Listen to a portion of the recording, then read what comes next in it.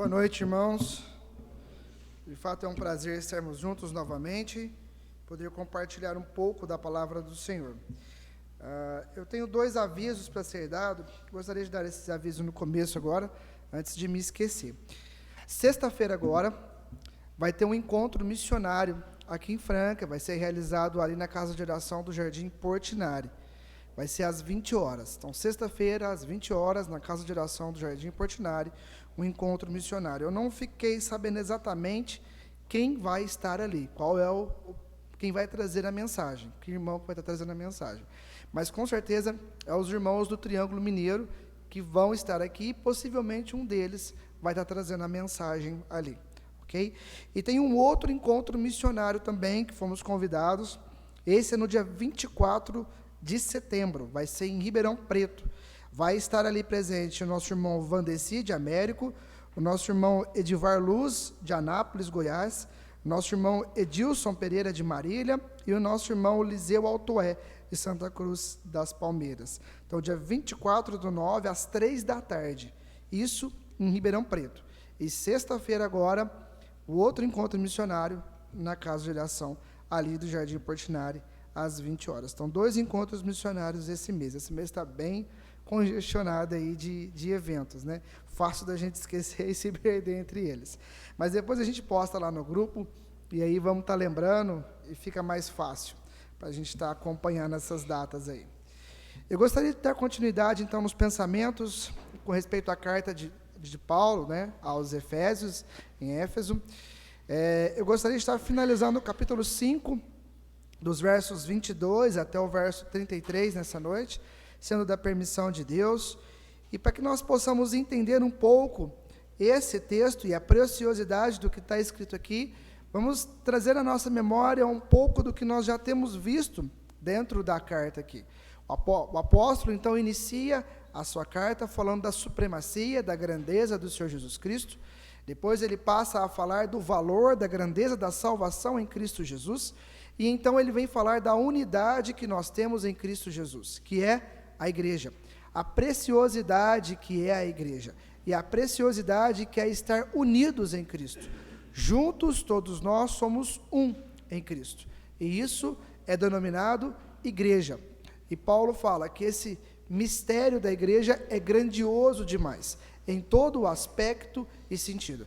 Ele vem falando do valor, ele vem falando da grandeza do que é a igreja, mostrando o quão a riqueza que nós temos em Cristo Jesus. Quando Cristo nos salvou, mesmo nós sendo gentios, quando Cristo nos levou até a sua presença, dando a permissão de estarmos juntos com Ele, entrarmos face a face na presença de Deus, a preciosidade que é ser considerado filho de Deus, e a preciosidade que é poder estar na obra de Cristo, como uma igreja, um representante, uma testemunha do Senhor Jesus Cristo, dar continuidade da obra de Cristo aqui na terra. A igreja é a continuação da obra do Senhor Jesus Cristo. Nós somos os representantes do Senhor Jesus Cristo. Então, mediante a grandeza da unidade em Cristo Jesus, então Paulo passa para a parte prática da carta, no capítulo 4. Como que nós vamos viver mediante a grandeza dessa unidade? E aí nós chegamos no capítulo 5, e ele começa a falar na questão individual. Primeiro ele fala no coletivo, e depois no individual. Chega no capítulo 5, verso 22 até 33, ele vai falar então da vida conjugal. Qual que é o foco? Qual que é o objetivo? Qual que é o tema central da carta? Unidade. Unidade em Cristo Jesus. Esse é o foco, esse é o objetivo.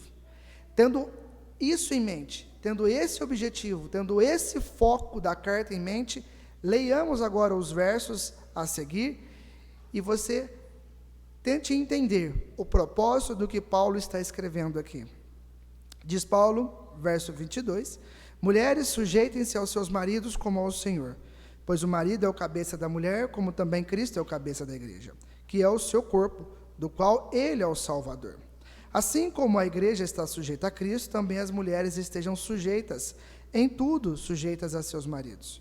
Maridos, amem suas esposas, assim como Cristo amou a igreja, e entregou-se a si mesmo por ela, para santificá-la, tendo purificado pelo lavar da água mediante a palavra, e apresentá-la a si mesmo como igreja gloriosa, sem mancha nem ruga ou coisa semelhante, mas santa e inculpável. Da mesma forma, os maridos devem amar as suas mulheres como seus próprios corpos. Quem ama sua mulher, ama a si mesmo. Além do mais, ninguém jamais odiou o seu próprio corpo, antes o alimenta e dele cuida, como também Cristo faz com a igreja. Pois somos membros do seu corpo. Por essa razão, o homem deixará pai e mãe e se unirá à sua mulher, e os dois se tornarão uma só carne. Este é um mistério profundo. Refiro-me, porém, a Cristo e à igreja. Portanto, cada um de vocês também ame a sua mulher como a si mesmo, e a mulher trate ao marido com todo o respeito. Que Deus, de fato, nos abençoe na meditação da sua palavra. Bom, talvez você já ouviu várias vezes esse texto. E talvez, infelizmente, você já ouviu várias explicações erradas a esse texto. Muitos focam demais nos primeiros versos do texto e esquece o contexto que está por trás. E esquece a essência do que Paulo está querendo transmitir aqui. Normalmente nós vemos um foco extremamente exagerado com respeito à submissão da mulher, a mulher se sujeitar, e esquece realmente do foco da carta, e esquece o propósito que essas palavras, que esse texto está inserido, quando Paulo está falando da grandeza do que é a igreja, a preciosidade do que é a igreja, o valor que nós temos na unidade chamada igreja. Para ficar mais claro, nós devemos lembrar o contexto que Paulo escreveu isso aqui, né? Sem sombra de dúvidas, no mundo antigo, a mulher era vista, ou tinha o mínimo de avaliação possível. A mulher, de forma geral, ela era tratada como um objeto. Ela não tinha valor, ela não tinha peso na sociedade, ela não tinha lugar nenhum na sociedade. Quando nós olhamos para a situação grega, né, quando nós olhamos para o povo grego que vivia nessa época, a depravação era extremamente grande. Era comum, era natural para os gregos a promiscuidade, a prostituição, isso era comum. Era comum os homens ter a sua esposa, mas manter relações com várias mulheres. Isso era normal, isso era comum. Existiam templos de adoração para isso. E os homens daquela cultura, daquela sociedade, estavam lá naquele templo. E eles possuíam mais de uma mulher. Existia reis e filósofos e homens desse tempo que escreviam vários textos, várias poesias, e eles se gabavam em dizer que eles possuíam as mulheres para contar aquilo que eles mais tinham de precioso, os seus pensamentos mais preciosos.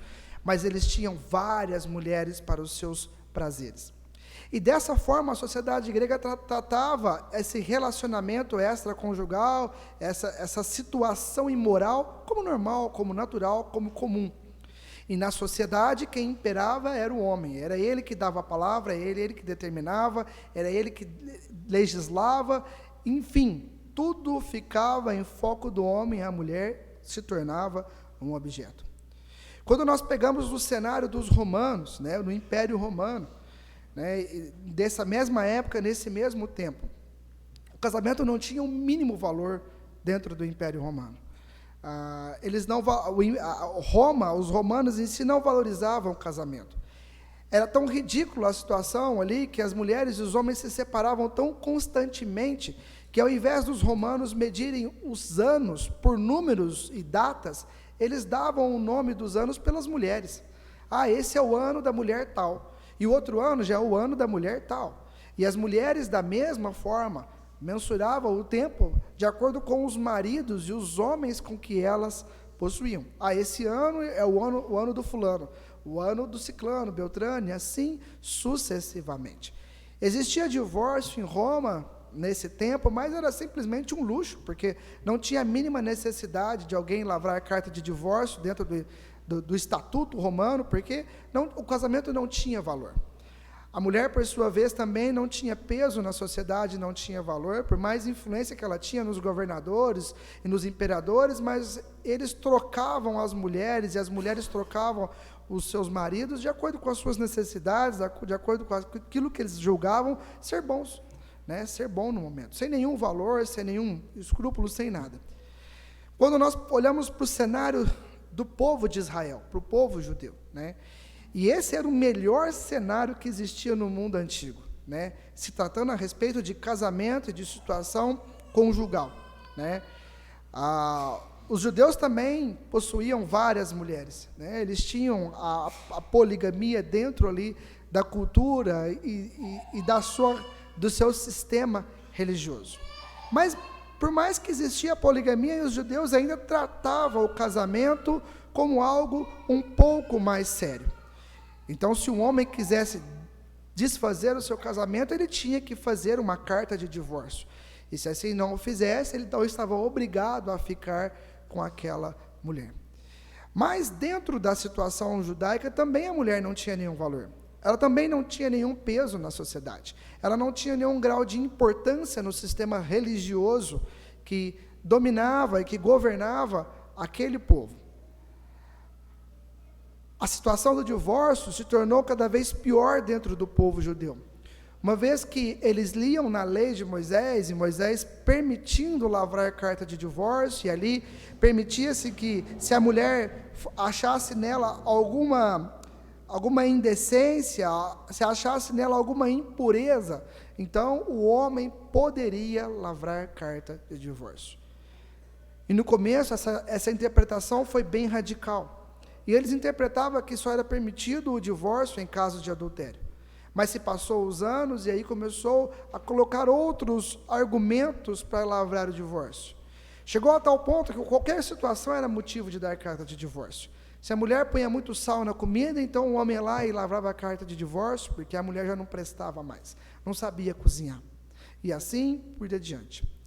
E olhe bem para o estatuto do povo de Israel. O homem poderia lavrar carta de divórcio, jamais a mulher. Nenhuma mulher poderia pedir divórcio naquela sociedade. Nenhuma mulher tinha voz ativa, nenhuma mulher tinha condições nenhuma, mesmo que ela fosse casada com o pior homem, ela jamais poderia solicitar o divórcio. Isso deveria partir do homem. Só o homem poderia dar carta de divórcio. A situação era caótica, a mulher não tinha valor nenhum naquela sociedade. Mas quando Paulo entra com esse texto, ele faz completamente o oposto disso. Ele pega uma sociedade onde não valorizava o casamento, onde não dava valor nenhum para o matrimônio, e coloca a mulher lá em cima, no mesmo pé de igualdade do homem. O texto é completamente o avesso do que normalmente é falado. A mulher é tratada aqui com dignidade. Paulo mostra o valor, a grandeza, a importância da mulher dentro da igreja. Então, Paulo inicia seu texto dizendo, olha, as mulheres estão submissas aos homens como ao Senhor. Que sentido isso? Qual é a razão que Paulo está falando isso? Qual que era o valor, qual que era a importância que a mulher tinha na sociedade no mundo antigo? Nenhum. O que a mulher fazia, qual era o papel da mulher dentro da religião? Nenhuma. E agora Paulo está dizendo, olha, entenda uma realidade. A mulher está submissa ao seu marido como ao Senhor. Existe um propósito de criação para o homem. Existe um porquê, uma razão pelo qual o homem foi criado. Existe uma razão e um porquê da igreja existir. E qual é a razão? Qual é o porquê que a igreja existe? A igreja é o corpo do Senhor Jesus Cristo. A igreja é a testemunha fiel do Senhor Jesus Cristo. A igreja é os olhos, as mãos, os pés, a voz do Senhor Jesus Cristo neste mundo. E a mulher? Da mesma forma. Está em mesmo pé de igualdade. Assim como o homem é submisso ao Senhor, assim como o homem tem um papel, tem uma função, tem uma obra a ser realizada, a mulher tem a mesma obra.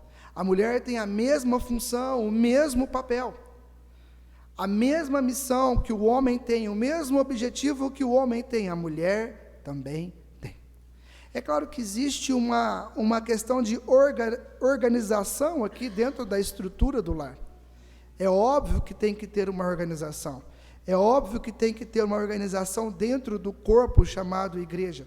Mas o foco do texto não é em quem manda. O foco do texto não é em quem não manda.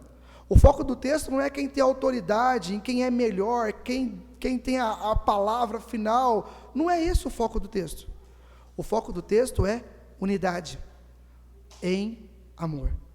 Paulo frisa categoricamente: homem e mulher, a partir do momento que se casam, se tornam um só corpo, uma só mente, um só espírito, um só propósito.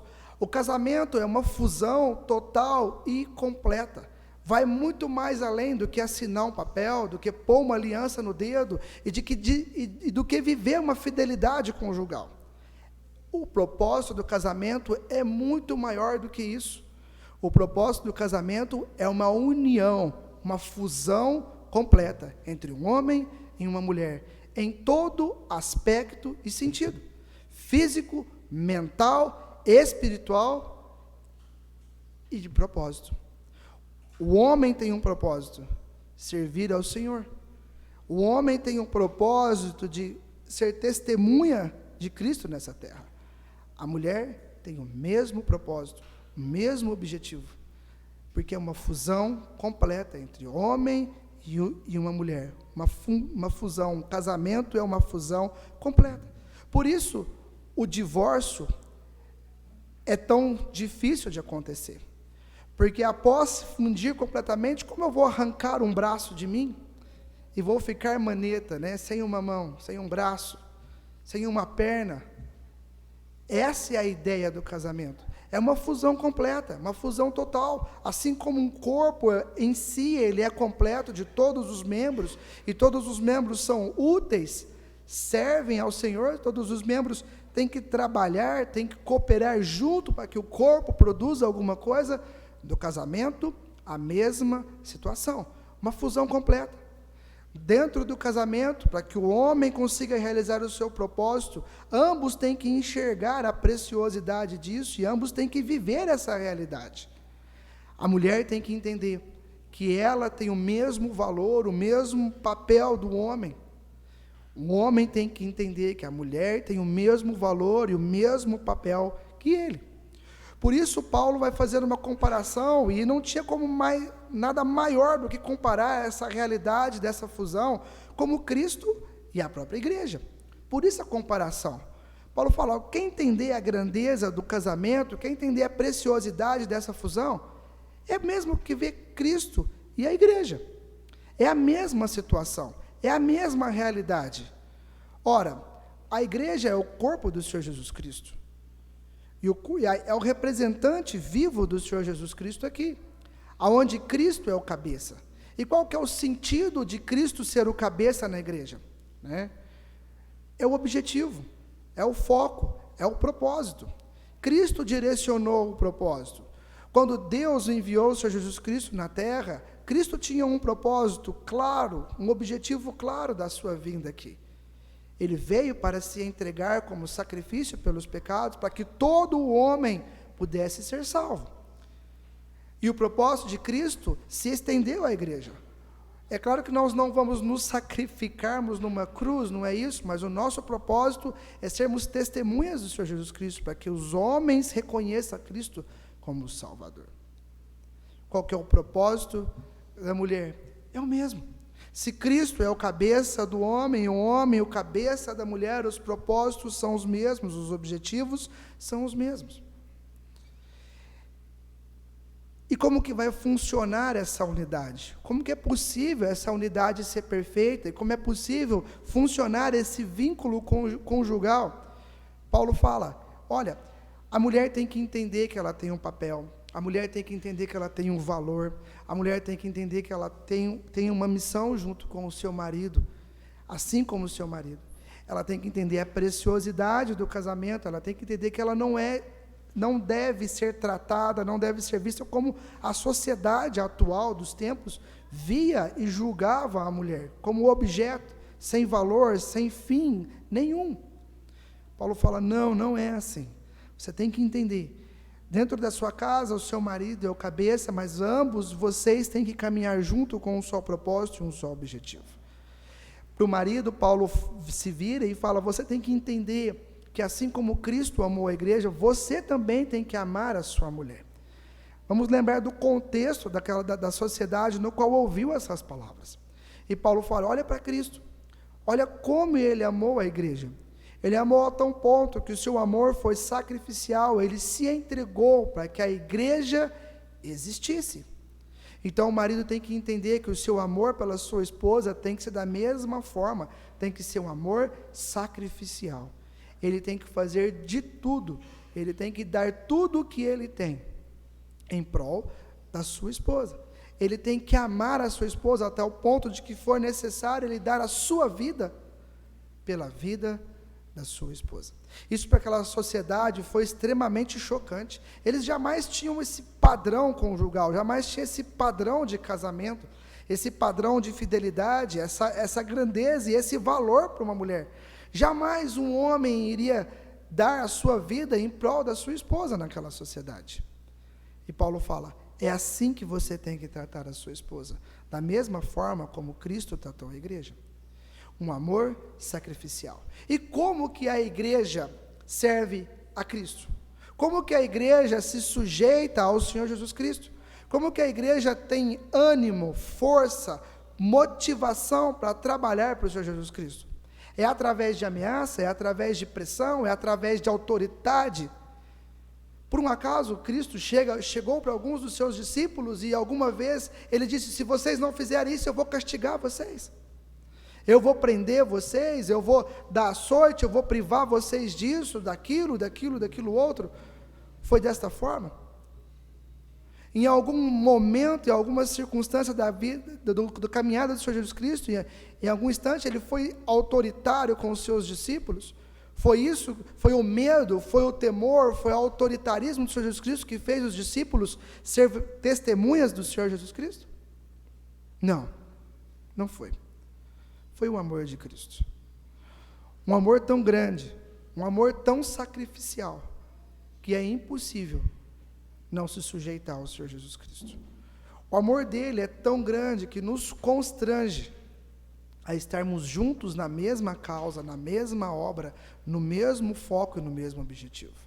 Como não amar um Deus assim, que se entregou por mim numa cruz? Como não ser testemunha de um Deus que se entregou por mim naquela cruz? Como não testemunhar da vida eterna de um Deus que abriu mão de tudo que tinha para que eu pudesse ter vida?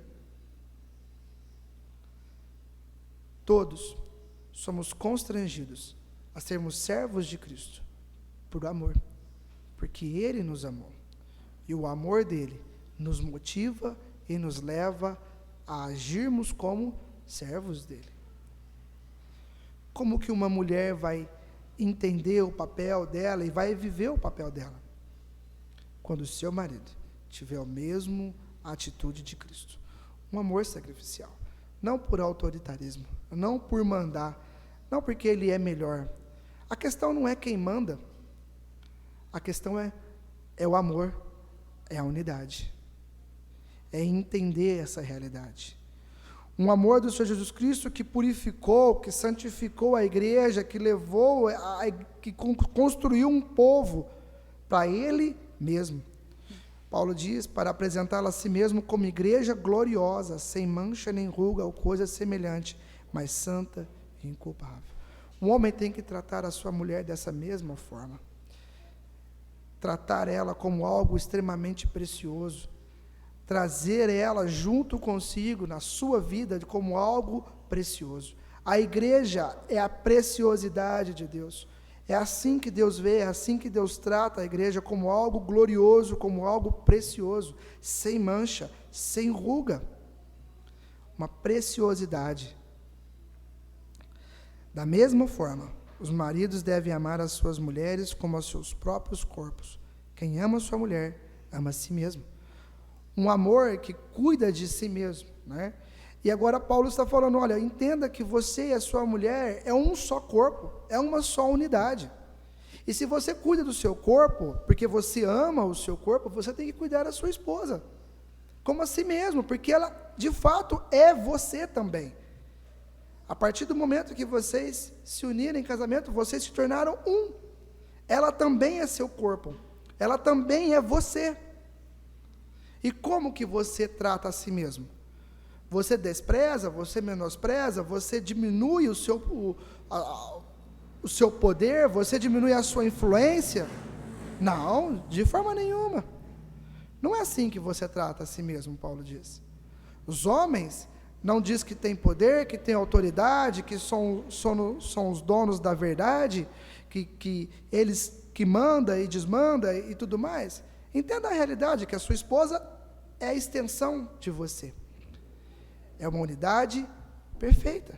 Se você cuida do seu próprio corpo, você tem que cuidar da sua esposa, porque a partir do momento que vocês casaram, vocês se tornam um só corpo. Quem ama a sua esposa, ama a si mesmo. Uma unidade perfeita. Cristo ama a igreja. O homem ama a sua mulher da mesma forma. Assim como a igreja é o corpo do Senhor Jesus Cristo, a mulher é o corpo do homem. Uma unidade perfeita. Verso 29, além do mais, ninguém jamais odiou o seu próprio corpo, antes o alimenta e dele cuida, como também Cristo faz com a igreja. A igreja é o corpo do Senhor Jesus Cristo, e por isso tem a certeza e a convicção que Cristo ama e cuida da sua igreja. Da mesma forma, o homem tem que cuidar e amar da sua própria mulher, porque a sua mulher é o seu próprio corpo. O verso 30, pois somos membros do seu corpo, tanto homens quanto mulheres, são membros do mesmo corpo. Se a mulher naquela sociedade não tinha valor, se aquela mulher não tinha voz ativa, se ela não tinha a mínima dignidade dentro do sistema religioso, não tinha papel, não tinha função nenhuma, isso jamais foram os planos de Deus. Os planos de Deus foram que a mulher e o homem se tornem um. Dentro da igreja, mulher e homem, um só corpo, um só propósito, um só objetivo. O aspecto coletivo começa com todos, né? Todos os salvos em Cristo Jesus. E Paulo vai afunilando até chegar dentro do matrimônio. Todos, um só. Homem e mulher, uma unidade perfeita, assim como é a unidade dentro da igreja. Verso 31, por essa razão o homem deixará pai e mãe e se unirá à sua mulher, e os dois se tornarão uma só carne. Por isso o casamento é tão importante, por isso o homem deixa a casa, por isso o homem deixa o pai, a mãe, se une à sua mulher para se tornar um só. Essa é a preciosidade do casamento. Um homem consegue unir a sua mulher, uma fusão total e completa, se tornando uma só carne. Para que isso seja possível, é claro que somos dois fisicamente, né? É óbvio essa realidade. Mas o que Paulo está levando todos a entender é que o casamento tem que ser tratado como uma unidade. Marido e mulher têm que entender que eles têm um propósito, que eles têm um objetivo nessa vida. E ambos têm que caminhar juntos para cumprir esse objetivo, para cumprir esse propósito. Ambos têm que trabalhar juntos para ser testemunhas do Senhor Jesus Cristo. Juntos eles compõem a igreja de Cristo, que é o corpo do Senhor Jesus Cristo aqui nessa terra. Tem que entender o propósito, tem que entender o objetivo e tem que viver esse objetivo. O casamento não é simplesmente para que o homem tenha uma mulher, para que o homem consiga ter suas relações, e a mulher da mesma forma consiga obter o sustento para viver aqui nessa terra. Não é esse o objetivo, não é esse o foco do casamento. O foco é a unidade.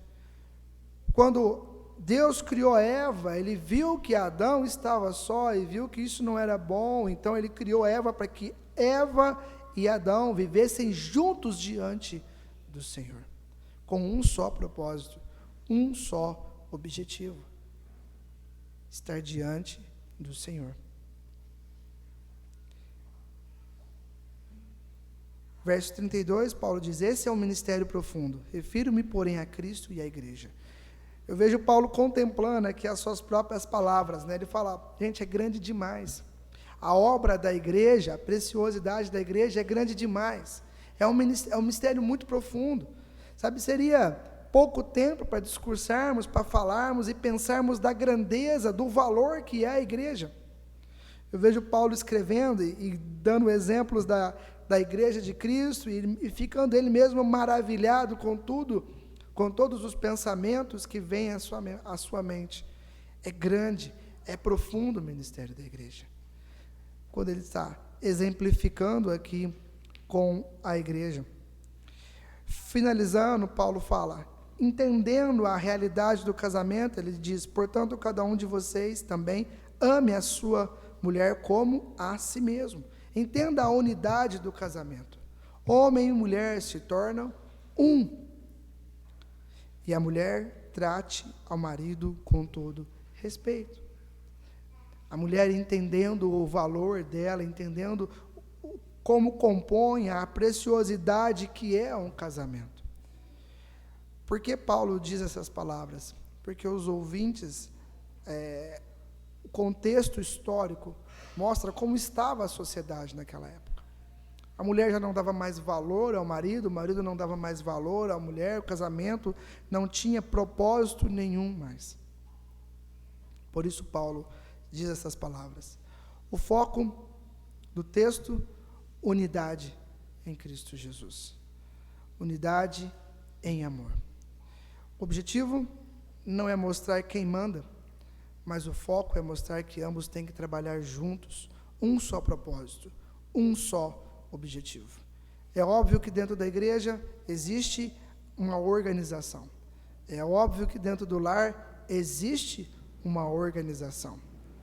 Mas o propósito de Deus é que marido e mulher vivam como um diante de Deus. E se esse propósito, se essa realidade for vivida, ambos vão caminhar juntos, porque o propósito vai ser mesmo, porque o objetivo vai ser mesmo, porque o foco e o alvo vai ser o mesmo. Enfim, a questão vai muito mais além de quem manda. O objetivo é o alvo, é o foco, é o propósito. É muito maior do que isso. E quando está nítido na mente dos dois o objetivo e o alvo a ser alcançados, eles vão trabalhar juntos como um só, para conquistar e para atingir aquele alvo, para atingir o objetivo. Então, a questão de quem manda e quem não manda ficou muito mais atrás, quando ambos correm juntos para o mesmo foco e para o mesmo objetivo. Leia, reflita sobre essa realidade, que de fato o Senhor ajude-nos a entender a grandeza e a preciosidade das suas palavras. Que todos nós possamos viver a realidade, tanto do casamento, quanto da igreja, do corpo do Senhor Jesus Cristo. Paulo continua seus pensamentos, na próxima oportunidade nós vamos finalizar. Ele vai falar então como os filhos vão viver diante do cenário de unidade e como um servo ou um senhor vai viver dessa mesma forma no cenário de unidade. Que o Senhor nos abençoe e conserve essas palavras